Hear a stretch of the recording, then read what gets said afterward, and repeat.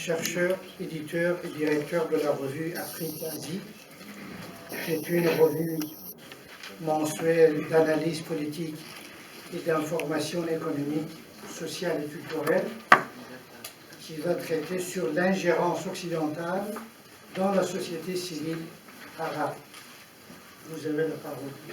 Je vous remercie d'abord de m'avoir invité, même si c'était dans un laps de temps court. Je n'étais pas préparé vraiment une étude académique, donc je me contente un peu de quelques réflexions sur l'ingérence.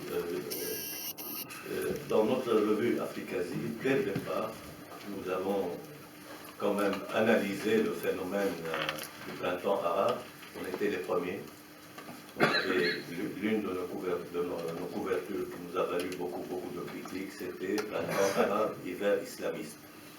Donc, et puis notre éditorial, printemps arabe, tout ça pour ça. Donc, mais au centre de toutes nos analyses, c'était le rôle de la société civile. Bien sûr, dans le monde arabe, il y a une société civile. On n'a pas attendu que ce soit importé de l'Occident. Il y avait des partis. Je vous rappelle qu'en Iran, le mouvement de Mossadegh a été élu démocratiquement et c'est l'Occident qui l'a cassé, qui l'a renversé. Donc c'est vrai que parfois on utilise beaucoup la notion de société civile et de démocratie et de droits de l'homme pour casser des pays. Là, on le voit avec la Syrie. Quand on voit qu'un pays comme le Qatar, la Syrie et l'Arabie Saoudite qui veulent instaurer la démocratie dans un pays quand même qui a connu la démocratie depuis, disons, depuis 1947-45, le Parlement syrien a été bombardé par l'aviation française parce qu'il a osé décréter l'indépendance du pays. Donc, les syndicats, les partis politiques, les associations, tout ça, ça existe dans ce monde arabe. C'est vrai qu'il y a des partis, des régimes autoritaires. Parce que justement, avec votre magistral intervention sur l'analyse de la société civile dans certains pays, qui est fractionnée, composée d'une multitude d'ethnies, de communautés et tout ça. Il faut un État centralisateur. Toute l'Europe est passée par cette étape-là. Une fois, je discutais avec l'ancien président ghanéen Rawlings. Il m'a dit, si je laisse la démocratie à l'occidental s'instaurer dans la ville d'Accra, j'aurai une tribu qui va dominer tout le reste. Et les autres tribus vont être éjectées. Donc, il ne faut pas schématiser un peu, c'est-à-dire si on n'est pas conforme au concept européen qui change régulièrement. Ça ne veut pas dire qu'il n'y a pas de société civile, qu'il n'y a pas de contre-pouvoir, même dans les pays les plus dictatoriaux ou présentés comme tels. Même, par exemple, dans un pays sous Saddam Hussein, il y a des origines sociales et économiques de la dictature. C'est-à-dire, vous avez les tribus de côté, ils se basaient sur les tribus, sur les communautés religieuses, sur le parti. Donc il n'y a pas de dictature absolue comme on le décrit dans certaines littératures occidentales. Bon, pour la Syrie, c'est clair que, quand même, ou le printemps arabe, moi je vais vous donner quelques exemples. Les ingérences manifestes dans la fabrication de ce mouvement. D'ailleurs, il y a un ami à moi qui a écrit un livre qui s'appelle Arabesque, qu'il a appelé Les révolutions made in USA. Et le problème avec les États-Unis, ou pas le problème, la qualité de recherche avec les États-Unis, c'est qu'ils disent tout, ils écrivent tout. Quand ils donnent une subvention à un parti politique pour renverser ou pour déstabiliser un pays, ils le disent, ils l'écrivent, et c'est voté par des instances démocratiques américaines. Donc il y a eu beaucoup de fonds qui ont été investis dans la déstabilisation de ces régimes. Pas tous les régimes, pas tous les régimes dictatoriaux, par exemple, de l'Arabie Saoudite ou du Qatar, loin de là. C'est seulement les pays qui tiennent tête à la politique américaine. C'est pour ça que l'Irak a été cassé.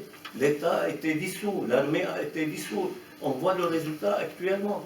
Où est la société civile irakienne actuellement? On a vu quelques manifestations, maintenant on n'entend plus rien.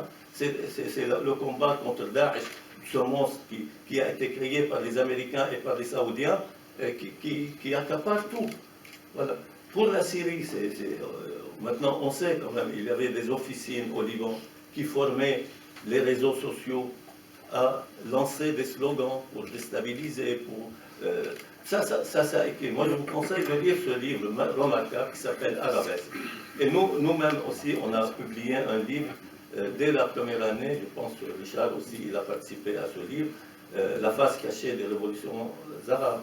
C'est-à-dire, chacun a parlé d'un pays. Moi, j'ai parlé de la Syrie, la jeunesse du conflit. Pourquoi? Parce qu'il y a d'autres raisons que la société civile, il y a des raisons économiques, mais aussi il y a des ingérences manifestes, parce que là, il y a un récent livre qui vient d'être publié en arabe, qui publie les documents des rencontres entre le président syrien avec Erdogan, avec l'émir du Qatar, même avec la France, entre la France, avec le Saoudien. Que disent ces documents? Ils disent, par exemple, les Turcs et les Qataris disent, faites entrer les frères musulmans dans le pouvoir, et ça y est, vous n'aurez aucun problème. Où est la manifestation spontanée, populaire, la révolution? Donc on sent quand même, maintenant on les découvre. Et d'ailleurs, si la Syrie a été une exception, c'est que parce qu'ils connaissaient ce danger dès le départ, mais le pays est maintenant par terre. D'ailleurs, je vous conseille aussi de lire Tempête sur le Grand Moyen-Orient de notre ami Michel Rambaud, qui va intervenir bientôt. Aussi, il a expliqué toutes ces raisons. C'est-à-dire que ce n'est pas une question seulement de démocratie, de droits de l'homme. Certes, le combat pour ces droits-là, c'est pour des réformes, c'était indispensable, bien sûr. Mais on ne pouvait pas dire que c'était des dictatures absolues. En tout cas, ce n'était pas des dictatures comme on le voit dans des monarchies du Golfe que notre ami vient magistralement de décrire. Voilà, il n'y a pas de syndicat, pas de parti. Même en Tunisie, le parti de Ben Ali, qu'on a décrit comme une dictature absolue, il y avait des syndicats, une union des syndicats, qui chaque 3 ans, à la méthode allemande, ils se concertaient, ils discutaient sur les prix, sur tout. Il y avait une négociation, une concertation. Ce n'est pas vrai que ces pays-là n'avaient pas. Mais tout le problème, c'est les ingérences extérieures. Et les ingérences extérieures, ça touchait surtout les pays qui disent non à... ils ne se laissent pas dicter des politiques qui ne correspondent pas à leurs intérêts nationaux. Et cette politique n'est pas seulement propre aux pays arabes, y compris la Russie. Si vous écoutez Poutine actuellement, vous voyez que c'est la même méthode qui a été utilisée avec la Syrie, avec l'Irak, avec le Yémen, avec la Libye. Ils ont essayé de l'appliquer à la Russie, à une ancienne grande puissance quand même, qui est toujours une grande puissance. Voilà, mais c'est-à-dire le concept même de société civile, je pense qu'il... Bien sûr, j'ai écouté la définition, elle est remarquable, elle est complète, etc. Mais maintenant, la société civile, c'est combiné à l'emprise des médias. Parce que les médias, c'est quand on regarde les médias, qui gère les médias, qui finance les médias. En France, est-ce qu'on peut maintenant parler de pluralisme, que ce soit dans la distribution des journaux, que ce soit dans le financement, dans les capitaux des médias? Et qui contrôle les médias? Voilà, même dans le service public, on a des exemples où il y a la censure, il y a tout ce qu'on reproche à ces pays qu'on qualifie de dictateurs. Voilà. Bon, je laisse ça à mon avis, pour le débat. Ce sont quelques idées que j'ai voulu vous transmettre. On peut ouvrir le débat sur ça. Merci bien. Merci beaucoup.